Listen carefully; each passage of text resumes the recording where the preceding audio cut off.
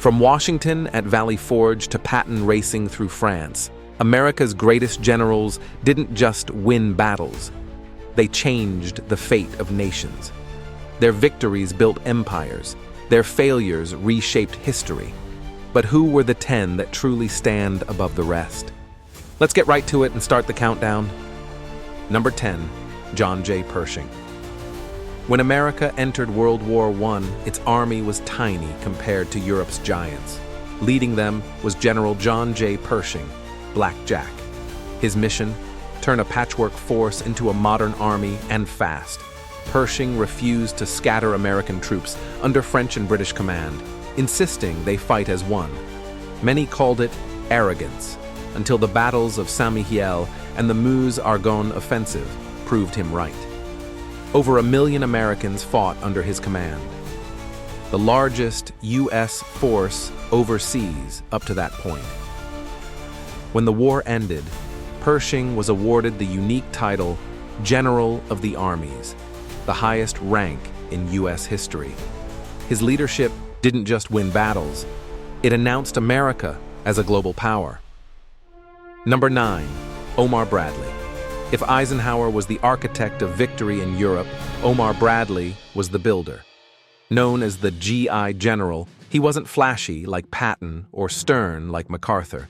He was approachable, calm, and trusted by his men. During D-Day, Bradley led the 1st U.S. Army onto Omaha and Utah beaches. The invasion was brutal, but his steady hand turned chaos into a foothold in Hitler's fortress Europe. Later, in Operation Cobra, Bradley masterminded the breakout from Normandy, opening the path to liberate France. By war's end, he commanded more troops than any U.S. general in history, over 1.3 million. Bradley proved that sometimes the greatest strength is quiet competence. Number 8, Andrew Jackson. Before he was president, Andrew Jackson was a warrior. In 1815, at the Battle of New Orleans, he gathered a ragtag force of militia, freedmen, frontiersmen, even pirates under Jean Lafitte. Facing a seasoned British army fresh from Europe, Jackson's defenses held firm. When the smoke cleared, the British suffered over 2,000 casualties. The Americans, just over 70. Though the war had technically ended by treaty, Jackson's stunning victory turned him into a national hero and gave the young nation pride. His fiery leadership showed that with the right general, even farmers and volunteers could stop an empire.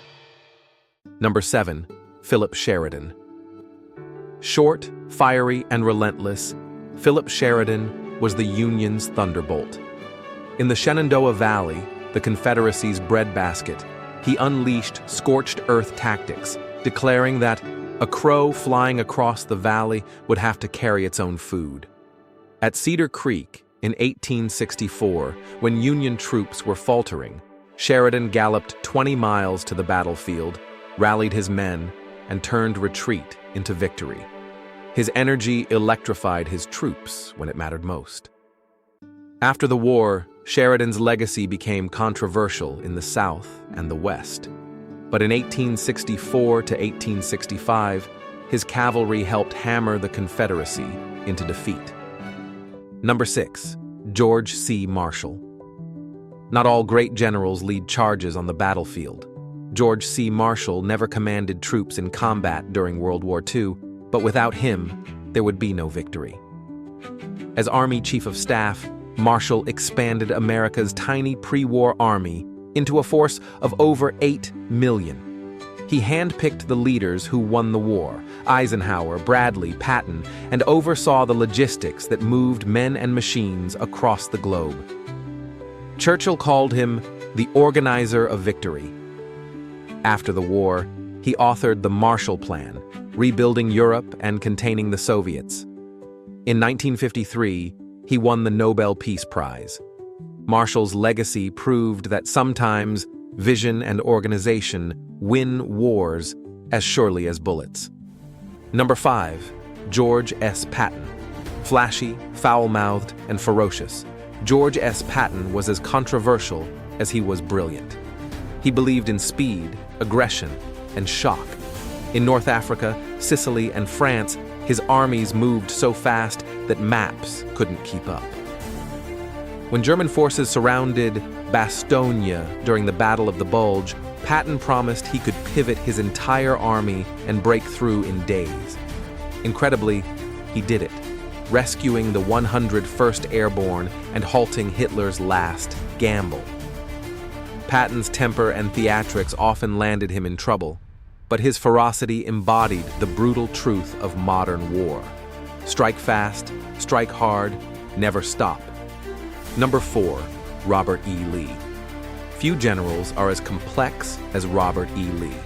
A brilliant strategist who inspired fierce loyalty, he also fought to preserve slavery, a legacy that makes his place in history deeply contested. On the battlefield, Lee outmaneuvered larger Union armies again and again. At Chancellorsville, he split his smaller force in the face of a much larger enemy and won one of the war's most stunning victories. But at Gettysburg, his gamble failed, and the Confederacy never recovered. In April 1865, Lee surrendered to Grant at Appomattox. He remains a symbol of both tactical brilliance and tragic cause. Number 3, William Tecumseh Sherman. If Grant was the hammer, Sherman was the fire. In 1864, he marched through Georgia, capturing Atlanta and then cutting a fiery path to the sea. His men tore up railroads, burned crops, and smashed factories, destroying the South's will to fight. War is cruelty, he declared, and you cannot refine it. Sherman's brutal logic: by bringing war to civilians, he could end it sooner. His march to the sea devastated the Confederacy, secured Lincoln's re-election, and pioneered the concept of total war. Critics called him ruthless. Admirers called him brilliant. History remembers him as both. Number 2, Ulysses S. Grant. In the bloody chaos of the Civil War, one man rose above the rest: Ulysses S. Grant. He wasn't flashy, but he was relentless. He won at Fort Donelson, captured Vicksburg, and split the Confederacy in two. In 1864, Lincoln put him in command of all Union armies. Grant hammered Lee's forces in the Overland Campaign, refusing to retreat even after horrendous losses. "I propose to fight it out on this line if it takes all summer," he said. At Appomattox, Grant accepted Lee's surrender with generous terms, beginning the healing of a broken nation. Later, his presidency faltered, but as a general, Grant saved the Union. Without him, there would be no United States. Number 1, George Washington. Before he was president, before he was a founding father, George Washington was a general. In 1775, he took command of the ragtag Continental Army, farmers and volunteers facing the world's strongest empire. Washington endured bitter defeats and near collapse. At Valley Forge, his men starved and froze, but he held them together. At Trenton, he led a daring Christmas night crossing of the Delaware, surprising the enemy and reviving the Revolution. Washington knew that survival was victory. If the army lived, the cause lived. At Yorktown in 1781, the British surrendered and America was born. Posthumously awarded the title General of the Armies, Washington wasn't just a general. He was the living symbol of America itself. These 10 men commanded armies, won wars, and shaped the United States. Some are remembered as heroes, others as controversial figures, but all proved that leadership can change history. Do you think Robert E. Lee deserves his spot on this list, or should another general have replaced him? Let us know in the comments, and don't forget to subscribe to History Digest for more top moments and list stories.